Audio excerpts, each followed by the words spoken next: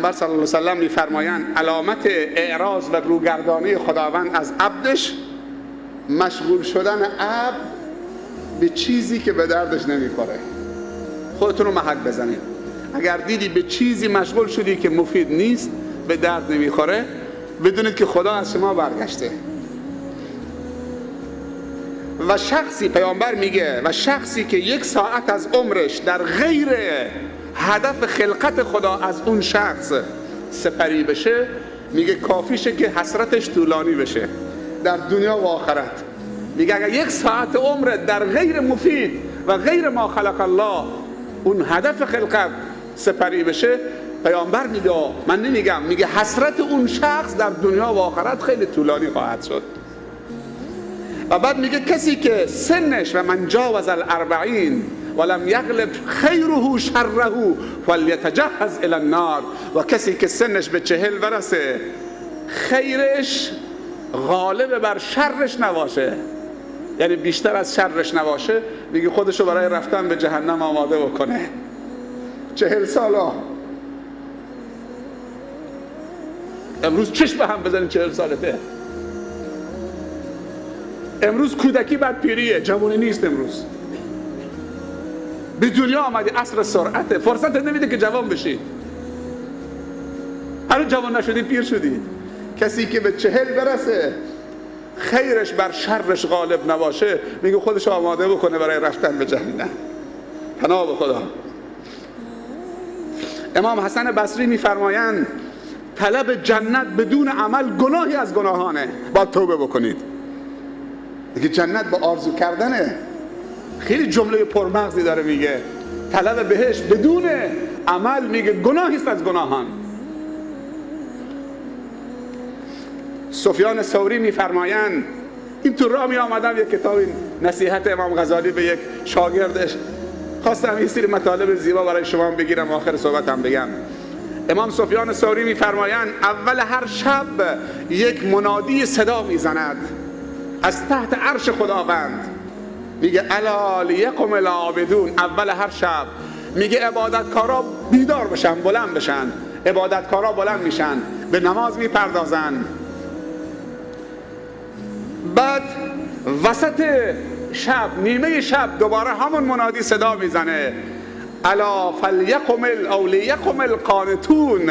نیمه شب که میشه، میگه اونهایی که اهل قنوتن، قانتین، اونهایی که 1 درجه بالاترن، حالا نیمه شبه اونها بلند بشون. اونایی که نماز عشاشون میخونن و وترشون رو بعد از عشا میخوابن، دیگه بلند نمیشن. اونا نمازاشون رو خوندن، نماز مغرب و سنت‌های بعدیه و نماز عشا و سنت بعدش و نماز وتر رو خوابیدن.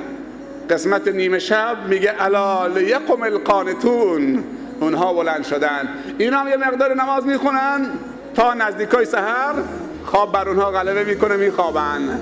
دوباره میگه همون منادی از زیر عرش خدا صدا میزنه الا لیقم المستغفرون. اینجا دیگه آخرین نقطه هست، وقت سحره. شب خیز که عاشقان به شب راز کنن، گرد در بام دوست پرواز کنن. هر جا که دری بود به شب در بندن، الا در دوست را که شب باز کنن. میگه بلند میشن مستغفرون، همینجور سر به سجده طلب مغفرت میکنن. اونقدر به خدا نزدیک میشن با توبه و گریه میکنن. پیامبر صلی الله علیه و سلم میفرمایند خداوند 3 تا صدا رو دوست داره، 3 تا صدا رو دوست داره، اونم در وقت سحر. یکی صدای اذان گفتن خروس، و یکی صدای تلاوت عبد با کلام رب العالمین، و یکی صدای آه و ناله انسان گناهکار سر تا پا تقصیر در وقت سحر که به درگاه خدا زاری میکند. میگه مستغفرین دیگه استغفارشون هم دور وصله با نماز شبشون تا اذان صبح. این 3 نفر. بعد میگه که فاذا طلع الفجر نادا منادن، میگه وقتی آفتاب طلوع کرد یا فجر طلوع کرد، نادا منادن، منادی صدا میزند الا لیقم الغافلون.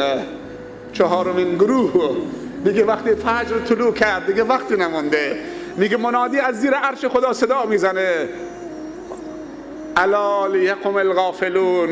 حالا غافلین بلند بشن. خودش میگه که طوری بلند میشن از بسترشون مثل که مرده ها دست باچه از قبراشون بلند میشن. غافلون. الا لیقم الغافلون. بعد میگه که فیقومون من فروشهم کالموتی نشروا من قبورهم. عجب چیزهایی میگفتن بزرگان دین، چون دلشون به بالا مرتبط بود. میگه 4 چیز لازمه برای کسی که میخواد راه خدا را بره و موفق بشه. یکی اعتقاد صحیحی که در اون بدعت نباشه. باید بخونی اعتقاد چیه، بدعت چیه. دوم توبه نصوحی که بعد از اون به ذلت گناه برنگرده. سوم راضی کردن هر طلبکاری از بندگان خدا. اگر کسی میخواد توبه بکنه باید با حق الناس همه تصفیه بکنه و حقشون بر بگردونه، تا حقی برش نباشه که وقتی میخواد توبه بکنه و به راه خدا هر ادامه بده حقی هیچ کسی برگردنش نباشه که سنگینی بکنه امروز و فردا فکرشو ذکرشو مشغول بکنه.